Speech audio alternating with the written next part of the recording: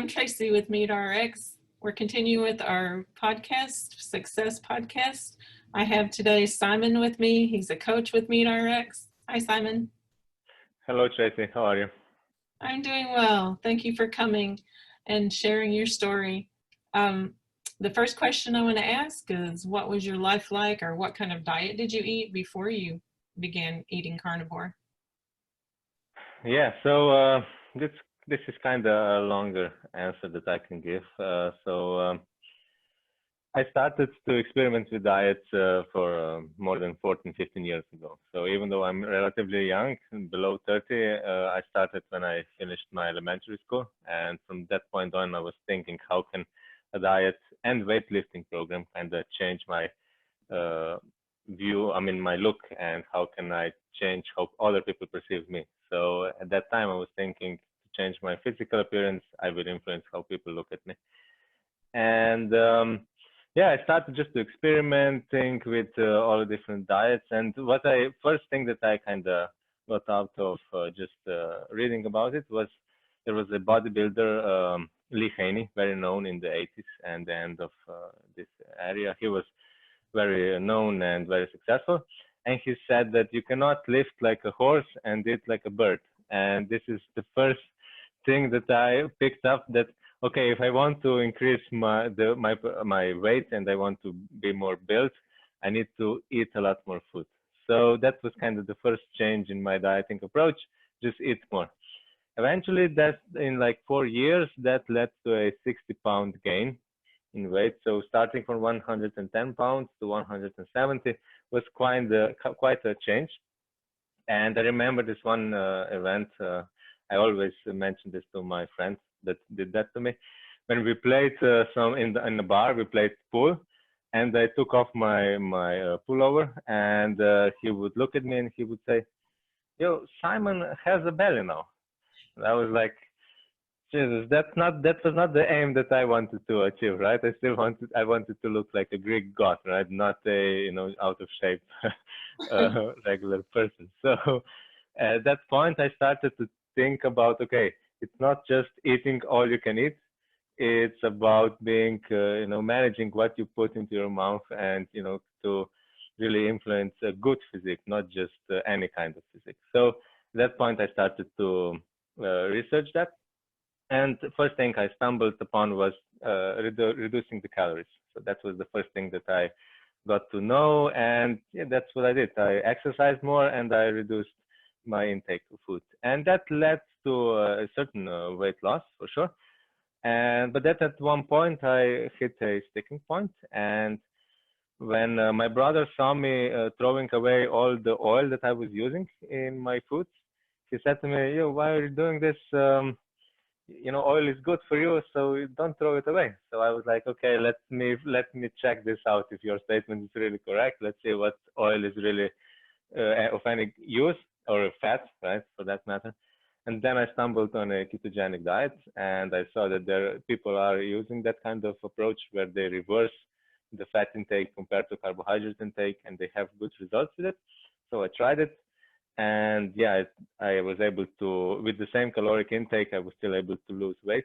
So this was not just math equation, it was also something else happening behind it. And so from that point on, I saw that, okay, I cannot just calculate my way to a good shape. I need to also think about what do I put in my mouth.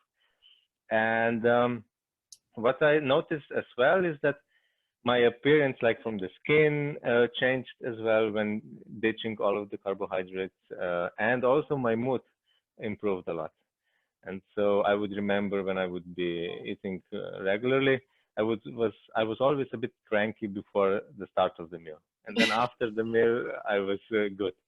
And so I would go into a lot of course, I was 15, 16 years old, and so you would always fight with your parents, but it was really pronounced, and it was really pronounced difference once I switched to a low carbohydrate diet. So this is something, when I think about in retrospect, a lot of fights could be avoided just changing a diet. And from that point on, I would always have a ketogenic diet as my go-to move when I wanted to lose a bit of weight. But because I was kind of incorporating some aspects of it, so I wouldn't go overboard with carbohydrates, my weight would stabilize at a much lower set point than before. So that was a great experience. Later, I would try out many different diets, and I stumbled once on Elliot Hulse.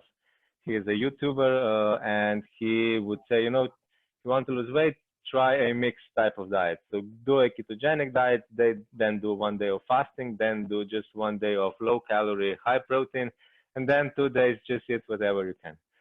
And so while this was kind of chaotic and not really, you wouldn't have time to really adapt to one principle, it gave you experience to many diets at once.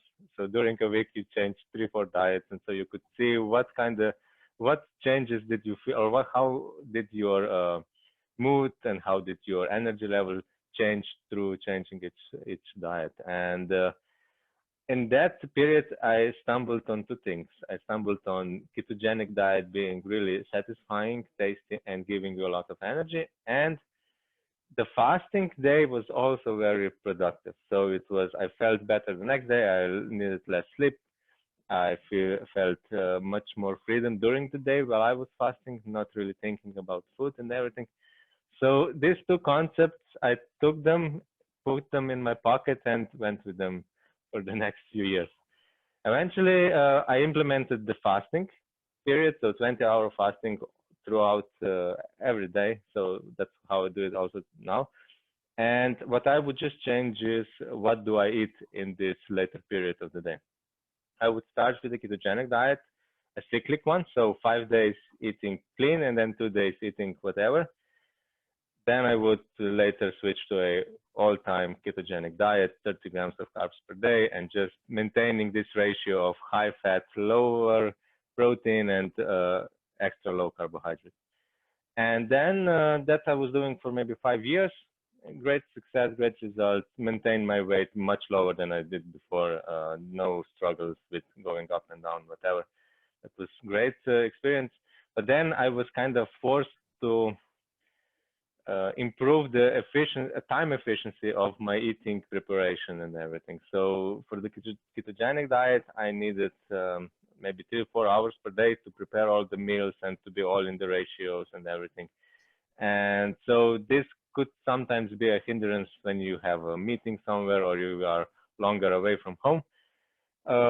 So at that point, I was enrolled in a certification for personal training. And this was happening on the weekends. It lasted 10 hours per day, 8 a.m. in the morning, 6 p.m. in the evening. And so I needed to change how I prepare my meals. And in the meantime, while I was still on keto, I heard about the carnivore diet, eating just meat, 0 carb and everything. And I was like, okay, this is too extreme, but let's just keep it in mind, right? It's an option, but I'm just doing my broccoli, my butter, my salads and everything. I will continue with that. And then the situation kind of forced me to rethink about how to prepare meals. And then I said, okay, let me just roast a big chunk of meat, prepare it for 2 days in advance. And then, when I get home from the lectures, just eat that so I don't spend that much time for preparing and eating. And I noticed that I was less bloated. I noticed that I was less kind of tired after the meal, and I was like, okay, this adds something to my life, not just removes a health benefit. So let's continue with this, right? And so I was really excited about this. That a diet can be so easy to follow, can be so easy to prepare in advance, so easy to prepare for each day, right? So not much complicating, not much calculating, not really anything, just chunk of meat, roast it and eat it. And it's so easy and so efficient that I just fell in love with it and continued doing so for the last 2 years. And that's where I am right now. Awesome. That was quite an adventure there. Yeah. So did you start out by eating steaks, or what kind of meats do you eat, and do you still eat the same meats? Yeah, so I would start initially, just actually my first experience with the carnivore was just chicken. So I would just roast a whole chicken, roast it and eat it, and that was kind of like a whole food diet. I heard someday, just eat a whole thing and be done with it, right? And so then I would, of course, when I was thinking about okay how to implement this on a regular basis, then I would, I would add a lot of ground beef. I would add some organ meats as well. Especially initially, I was fearful of not hitting certain macronutrients and everything. Eventually, that fear went away, so I'm totally confident. Just muscle meat is well done enough. But occasional organ meat totally fits as well for taste and for some boost in certain micronutrients. Maybe psychological satisfaction, maybe there is some physiological. But yeah, I would start with a lot of ground beef, a lot of fattier cuts of pork meat, a lot of darker meats or chicken meat, eggs occasionally, cheeses on top for flavor occasionally, and that would be kind of it. And that, from what I noticed from that point, is that my fasting period was not I wasn't able to maintain my fasting period as long as I was on the ketogenic diet, and but I didn't really think about it too much. Still, a young buck just goes through with any kind any kind of obstacle. But when the Corona crisis came, I had a bit of trouble buying for a whole week in advance, and so I had to rethink about what kind of foods do I buy. And so I would say, okay, let me reduce on leaner meats a bit, and let me add more fattier cuts and more butter and more lard and stuff like that. So the calorie content would be kind of the same, but I would change the ratios a bit. And in a few days, I would hit a keto flu symptoms and stuff. And I thought to myself, okay, it seems like I was eating too much lean meat on some days, and I would be deviating from the state of ketosis.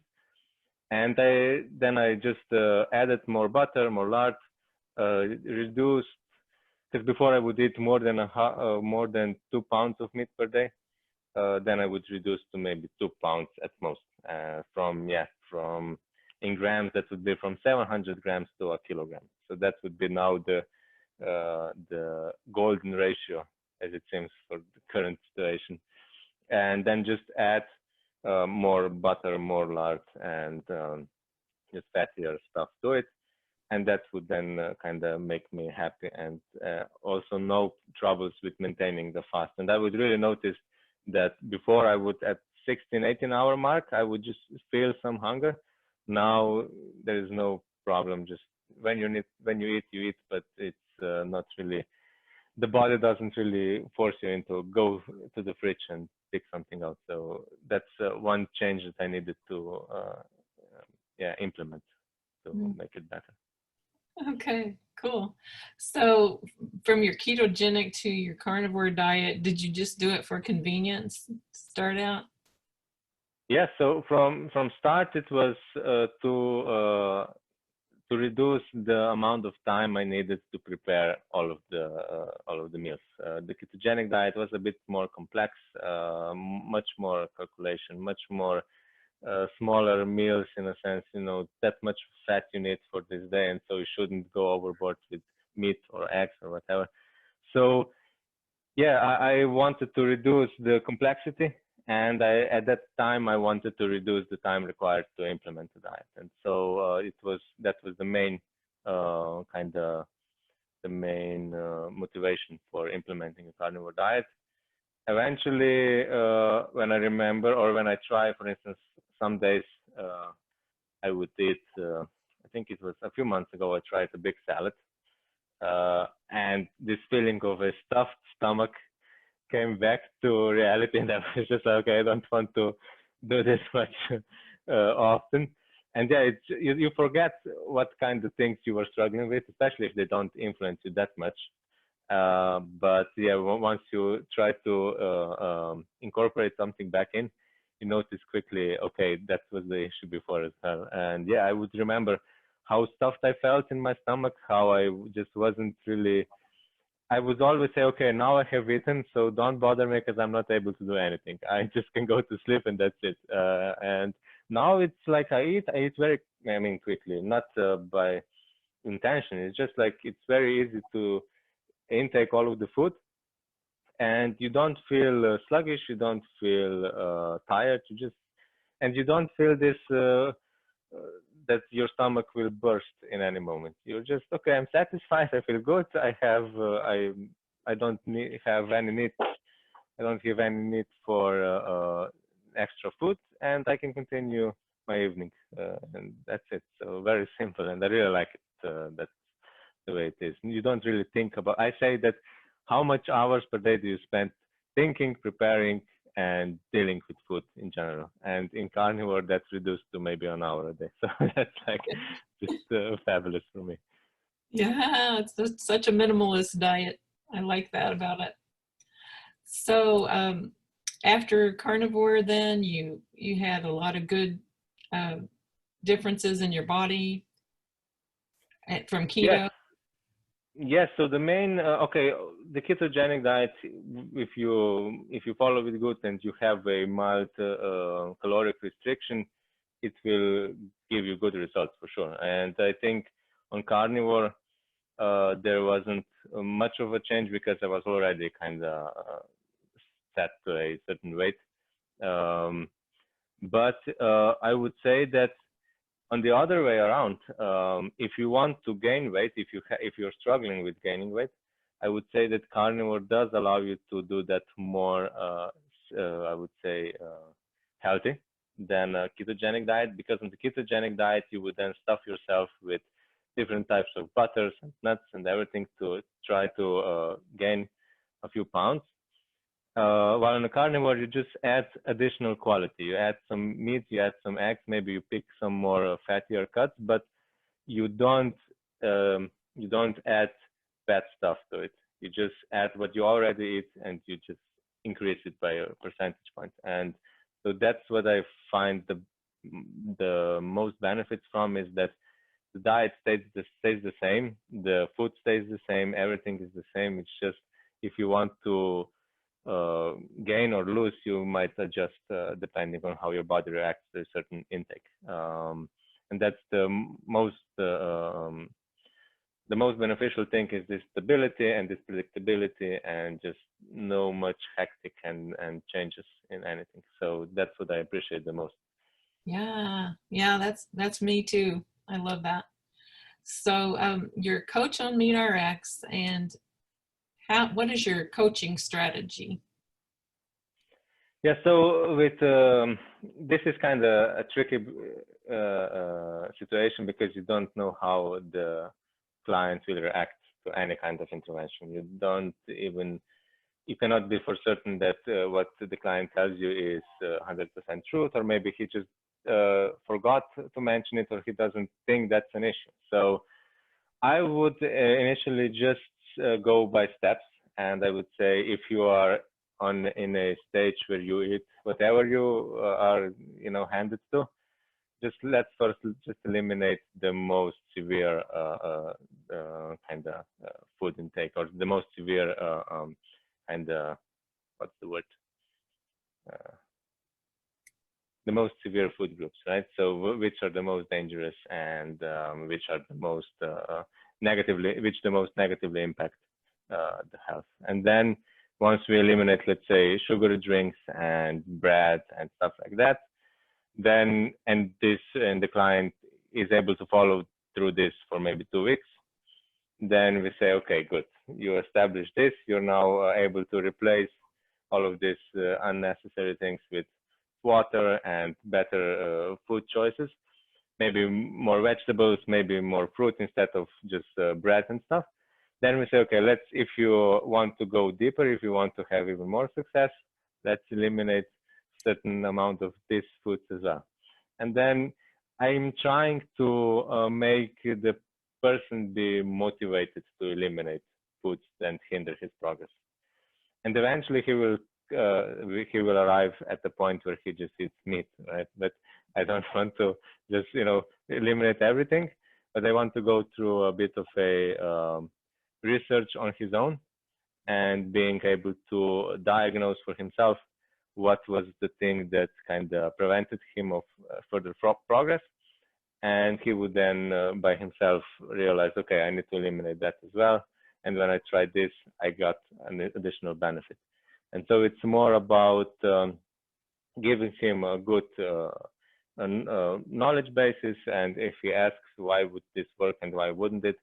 Of course, I explain it, but I wouldn't just make him cold turkey eliminate everything. I would make him notice by himself what kind of changes were brought forward when you eliminate certain foods or when you add other food groups to your diet. And so that's kind of my approach. Let them experience it by themselves and be motivated to go deeper by themselves.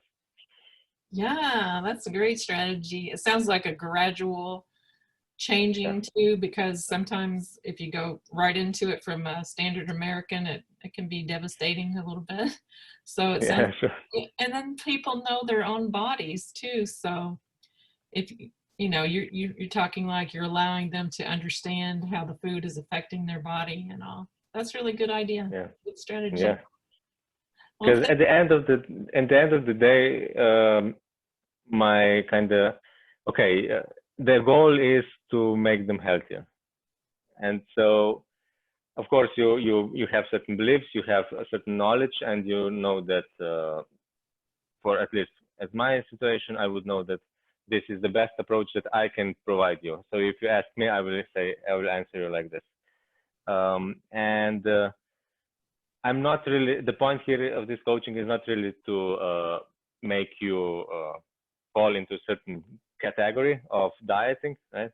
But it's just to improve your health. Eventually, you will probably arrive at the carnivore if you are really serious about it and you really want to eliminate all of the problems. But it's, as I said before, making the client realize what he needs to change and arriving at the end point by himself.